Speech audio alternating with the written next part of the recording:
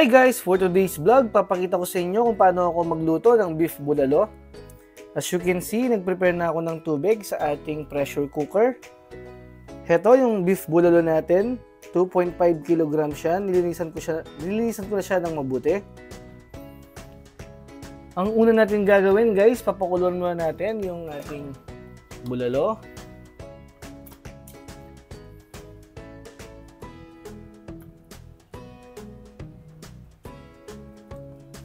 Lalagyan muna natin siya ng asin.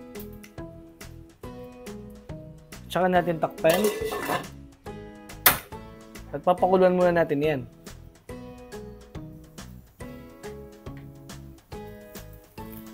Once na kumulo siya guys.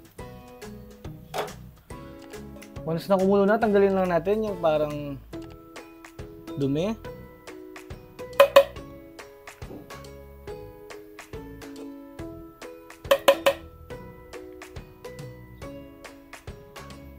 Ayan. Para malinis yung ating sabaw.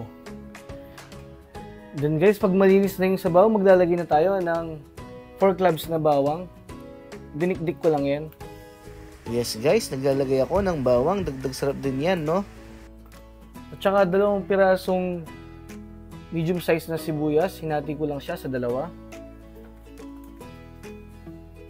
Maglalagay din tayo ng 1 tablespoon na pamintang buo.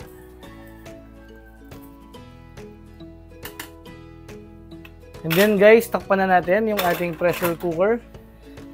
Shoutout nga pala, Chef Classics. Baka naman. Ayan, lakasan lang natin yung apoy natin at antayin lang natin mag-ingay yung ating pressure cooker. After few minutes, nag-iingay na yung ating pressure cooker.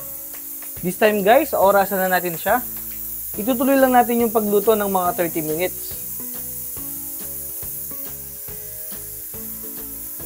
After 30 minutes, pwede na nating patayin yung ating apoy. At i-rest muna natin yan ng mga 10 minutes. Kapag safe na buksan ang pressure cooker, i-transfer lang natin dito yung niluluto natin. Yan guys, so ang lambot na yan. Humiwalay na yung buto.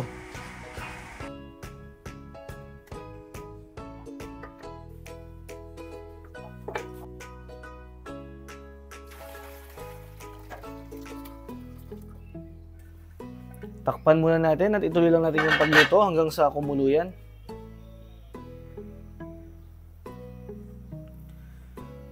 Once na kumulo na, timplan natin siya ng isang beef cube.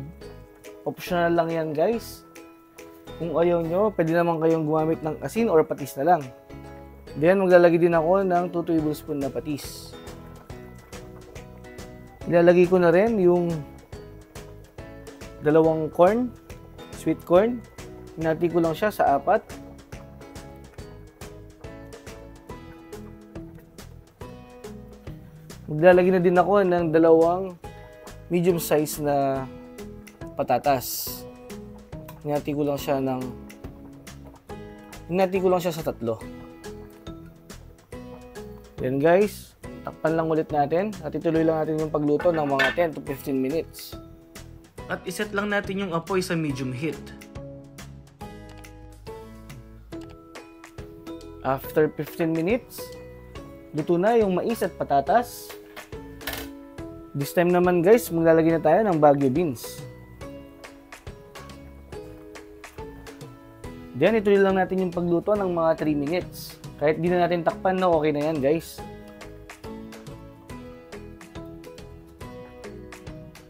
After 3 minutes, tikman muna natin siya guys para ma-adjust natin yung lasa.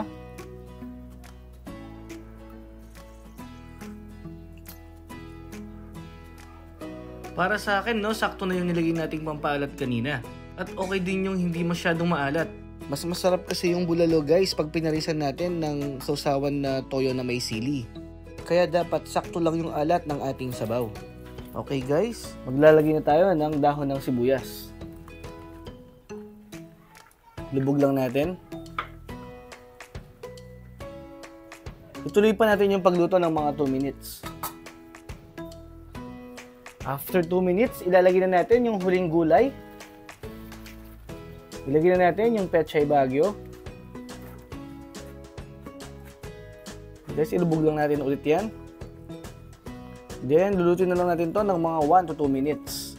At pwede na itong iserve. Kung umabot ka sa part ng video na to, maraming salamat sa iyong panonood. At kung hindi ka pa nakasubscribe, mag-subscribe ka na rin. Kung nagustuhan mo naman ang content natin ngayon, maaaring paki-like and share. Okay guys, hanggang sa muli. Bye!